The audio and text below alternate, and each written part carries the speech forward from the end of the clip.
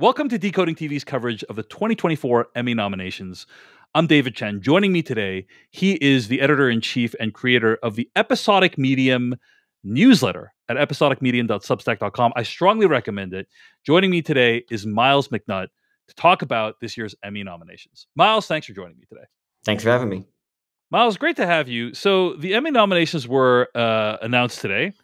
And I'm going to read a little bit from this article from The Hollywood Reporter. Netflix led the nominees with a total of 107 nominations across 35 programs.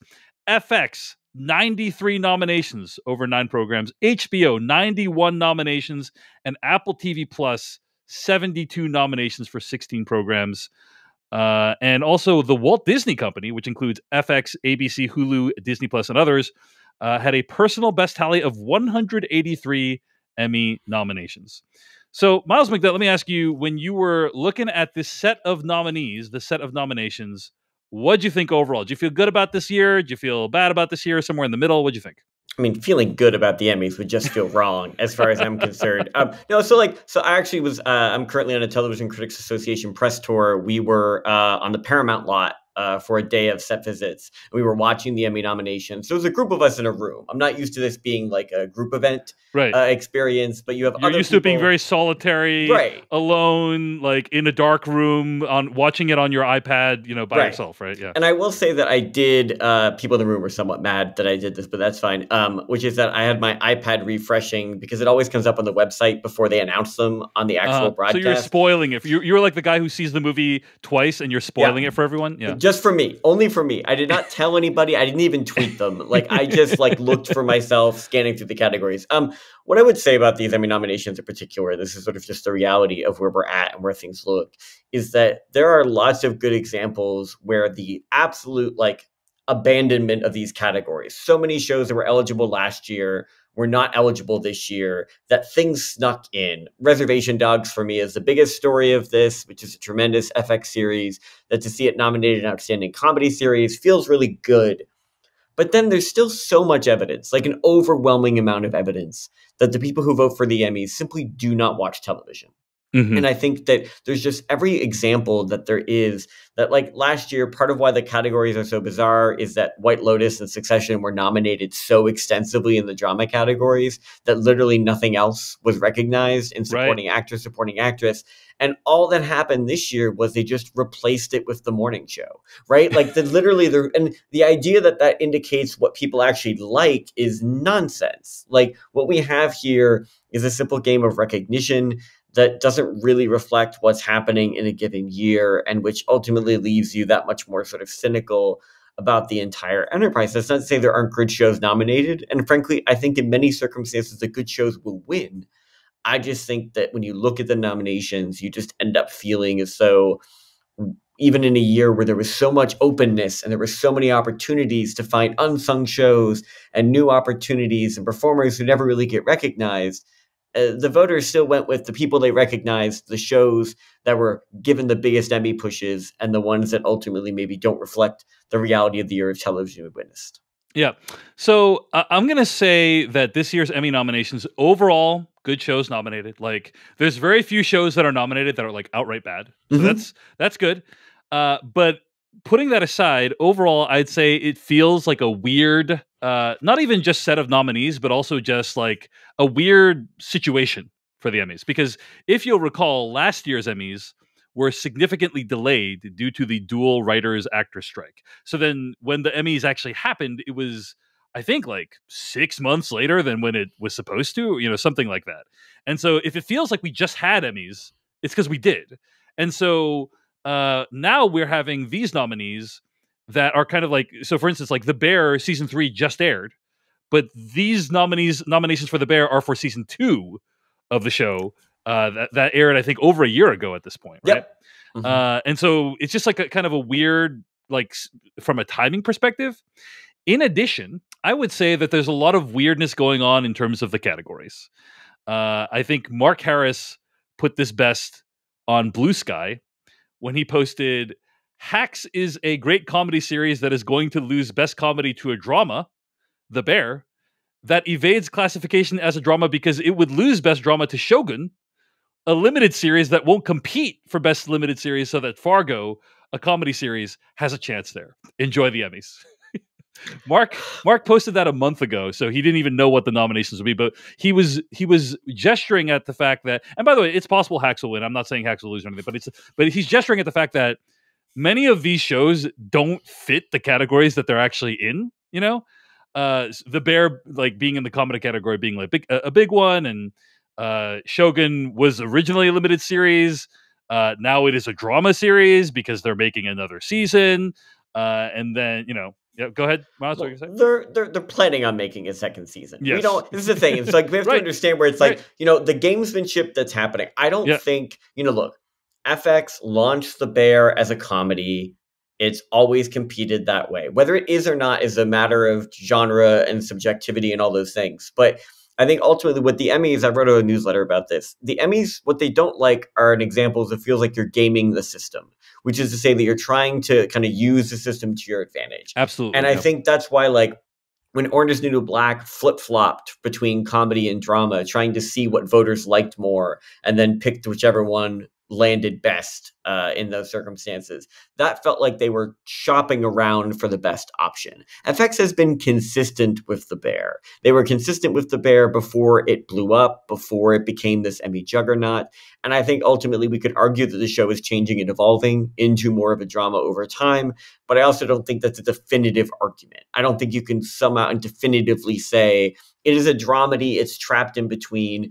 The Emmys are not built to accomplish that goal. There's a genre binary for reasons that are kind of fundamentally stupid, but we're stuck with them, and that's where we're at.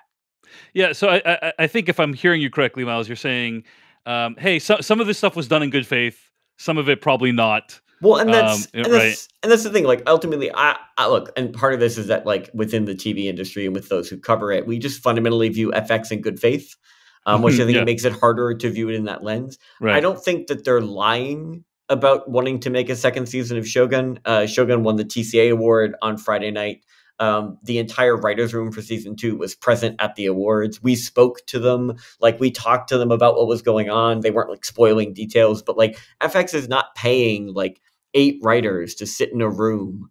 They're not spending hundreds of thousands of dollars for a lie just to compete in drama series. Fair. However, that being said, there's no question that they were looking at their overall slate and said to themselves, we have Fargo in limited series, we have The Bear in comedy, we don't have a big drama series to work from. If we can get Shogun into that category, it gives us a front runner.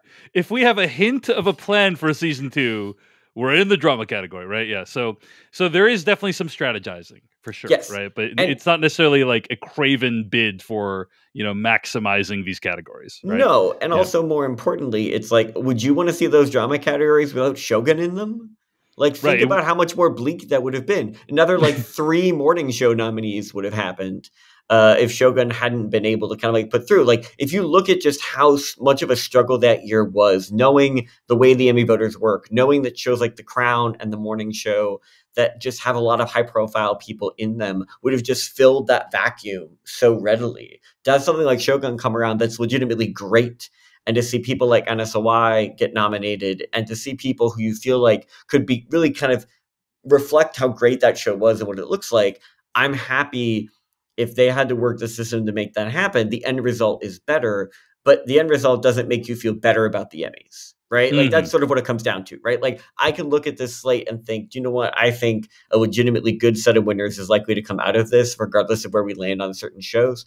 But I also can think fundamentally that, like, it's somewhat of an indictment of the system, which I guess is par for the course these days. All right, let's talk about some of the stuff that happened that we were happy with, right? Some of the stuff that happened, some of the nominations that occurred that I think we were really supportive of. We've already talked about Reservation Dogs. I haven't gotten into that show. I've heard wonderful things. A lot of people have been rooting for that show, so I'm really glad to see it get some recognition here. Shogun, obviously a show that I deeply loved, and it got a ton of nominations as well, including Best Drama Series, many of the actor categories. Best Actor specifically, Best Supporting Actor, Best Guest Actor, and so on. Mr.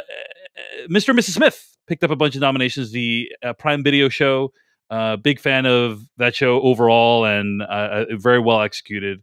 So those are some of like the things that stuck out to me as being like, oh, that's cool that those shows got recognition. Also, got to throw a shout out to Fallout as well, which landed a nomination for Best Drama Series and also one nomination for Walton Goggins. I'm not being exhaustive and listing all the nominations. I'm just kind of giving some highlights here. Myles McNutt, anything that stuck out for you in terms of the nominations for the Emmys this year? I think in terms of that, like one of the things I want to talk about with drama series just in general is just like that was by far and away the open question. Like, okay, they can fill the acting categories with just as many people as possible from the shows they know. But like for actual drama series, there was going to have to be some shows that slipped in. And I think it's interesting to see that, yeah, Fallout got in a genre show, but it was very clear that voters were paying attention to what Amazon, Apple, Netflix, and FX were putting in front of them. Yeah. And I think that I just want to expand on that previous point you made, though. You're saying like the actor categories often have just a bunch of people from like 2 to 3 shows, which is like kind of embarrassing in my opinion. I don't think it's a great way to run this situation. But like for Best Actress, for instance, you got Morning Show, Gilded Age, Mr. and Mrs. Smith, Shogun, The Crown, The Morning Show. So you got like there's a repeat in that category, right? And I remember like last year it was even worse, where you'd have like 3 people from Succession competing in one category. Right? So like basically they can stuff these actor categories with like people from the same shows, but for the drama series you cannot do that. So like there's inherently more variety, right? yeah, and I think that that variety reminds you that, okay, so like for instance, Three Body Problem was nominated for Outstanding Drama Series, but there's not a single actor nominated for it. And so, like, you kind of know which shows are probably eighth in those nomination lists when you just have so little momentum operating behind them. I think that for me, the Shogun nominations are probably the ones in the drama categories I was most interested or excited about under those circumstances. I think in terms of comedy, I think it's like you go to writing and see shows like Girls Five Eva and the other two that clearly are not being recognized in the major categories, but in places like writing, where the writers are the ones doing the nominating, you see some of those shows sort of be acknowledged and sort of kind of picked up, which I very much appreciated. And if I'm going with the nomination, look, Only Murders in the Building, it is sort of like this just solid show that I don't know is ever my favorite thing on TV, but I've enjoyed writing about it. It's a good program. And I think it's easy to look at nominations like Meryl Streep and Paul Rudd and think they're Meryl Streep and Paul Rudd. But those were two really meaty supporting roles that I thought both did a lot of good work in. And I did also appreciate that they did nominate which of the Pickwick triplets did it, which is the patter song that features in the 3rd season of that show that Steve Martin performs. That was like really central to the plot. That was just inherently just earworm. And I thought that seeing that pop up in music and lyrics was a nice little smile as I was going through the nomination list. Yeah. Also want to give a shout out to Baby Reindeer, which despite kind of some of my in my opinion, quite legitimate concerns about the way in which it was made and how people's identities were and were not protected in the making of it. I still think it's a really remarkable piece of work, and that received a bunch of nominations, including Best Writing, Best Limited Anthology Series, Best Acting, and so on. So was thrilled to see that get some recognition as well. Okay, Myles. So we've listed a bunch of stuff that we're like happy with. Oh, hey, cool that all these little things got recognition. Anything that you were kind of like, huh, her, him, anything that you're kind of like, that's kind of weird. I'll list a few. Okay, The Crown, great show, and I think overall, the final season was, had some really nice moments to it. Dominic West in The Crown, completely baffling to me. He was fine. It is nice to see him and Stringer Bell go up against each other in a category. Although that's another one that really, I have to say, is utterly baffling. Idris Elba in Hijack getting Best Actor. I have seen the entirety of Hijack. It is a moderately enjoyable show. If that is one of the best acting performances of the year, then truly the field of acting is in a dire state, because it is a pulpy genre show and he's not even the best actor in that show, in my opinion. So it's just that is a baffling decision. Leslie Manville for Best Supporting Actress in a Drama Series. She got basically one episode where she got to do anything. It's a really weird. It's really weird, basically, like how much love The Crown got. Claire Foy Best Guest Actress, she has like maybe 8 lines in the show. So the Crown stuff I thought was pretty odd. Pretty odd. I'll also say one last thing, and then I would love to hear your thoughts. Like, when you were last on Decoding TV, I think maybe to discuss last year's Emmy nominations, we talked about how Ibn Masbagarag, like he probably got nominated for his Forks episode, even though that wasn't an episode that was eligible for nominations. Kind of a similar thing happened this year, right? Where one of the actors in The Bear, Lisa Zayas from The Bear, got nominated for Best Supporting Actress in a Comedy Series for season 2 of The Bear, even though she was like barely a character in that show. Whereas in season 3, she got a really nice episode to shine, episode 6, Napkins.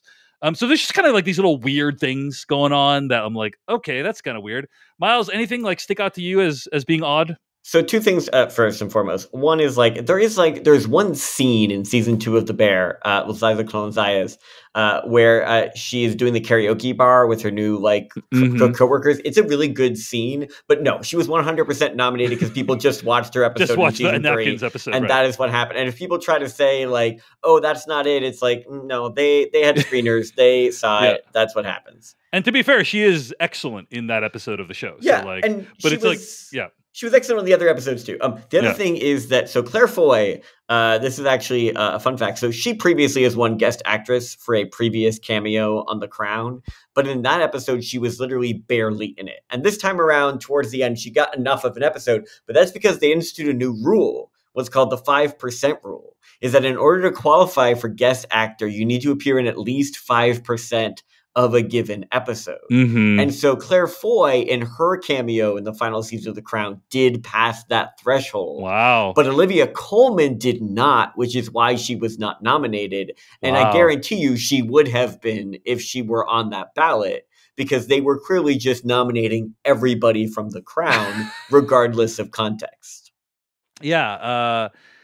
So 5%, that's like 12.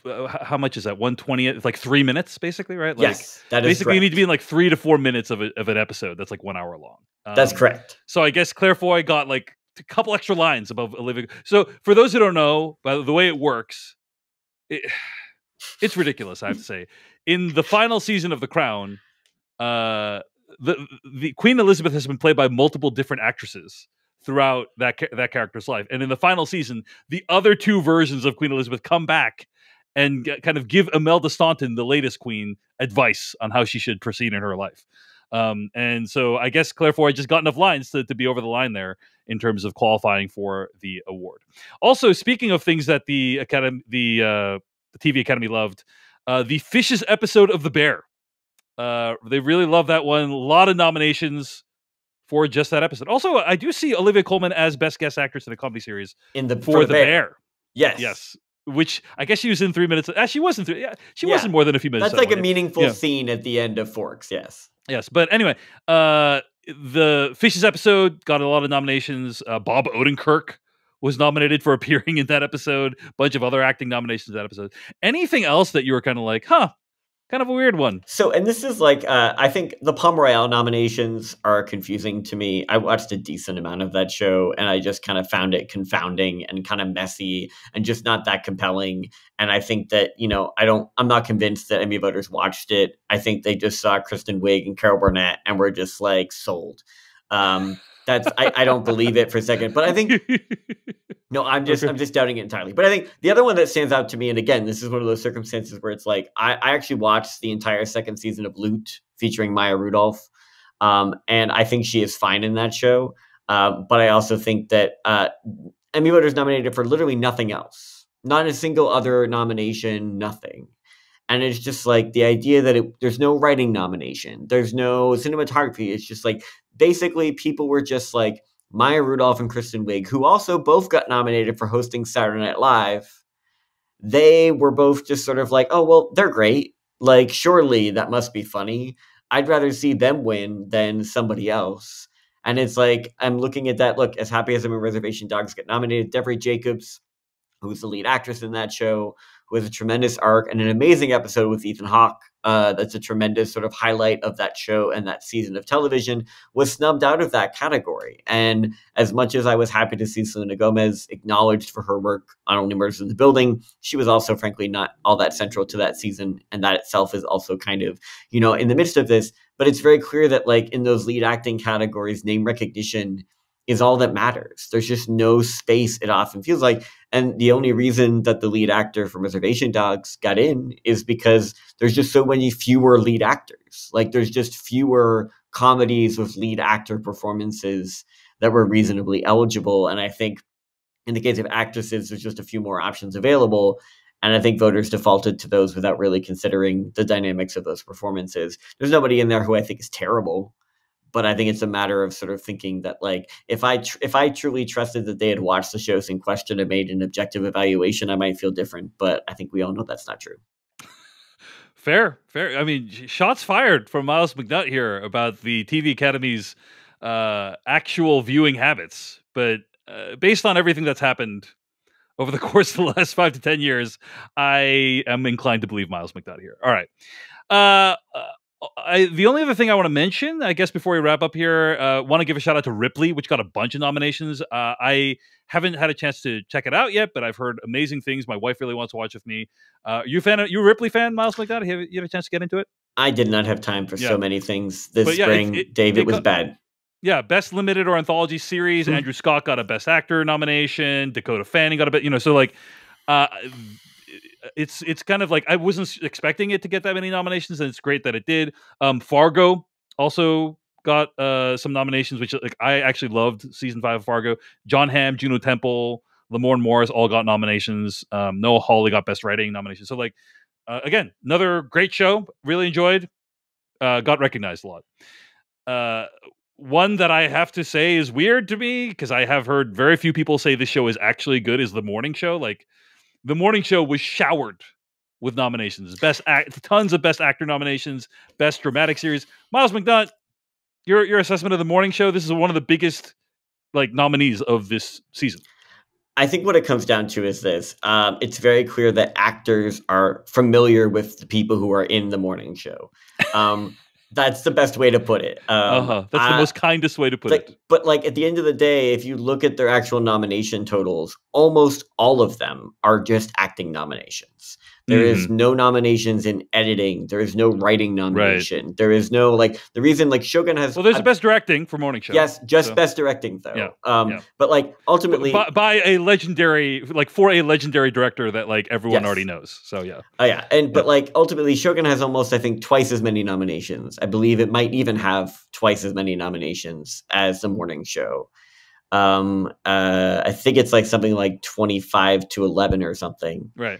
I would say it is more than twice as good of a show, too. Right. And that's the thing. Is that ultimately, like, the idea being that, like, it's getting recognized in more areas. And I think the thing to remember with the Emmys is that although the acting nominations are nominated on by actors, and that's, like, ultimately the series award is nominated on by everybody. And that includes all the people in all the craft categories, where Shogun is clearly the front runner in that environment. And so when I think it comes down to it, I'm choosing to believe, for the sake of my own sanity, that there's a firewall of sorts around Shogun and its momentum.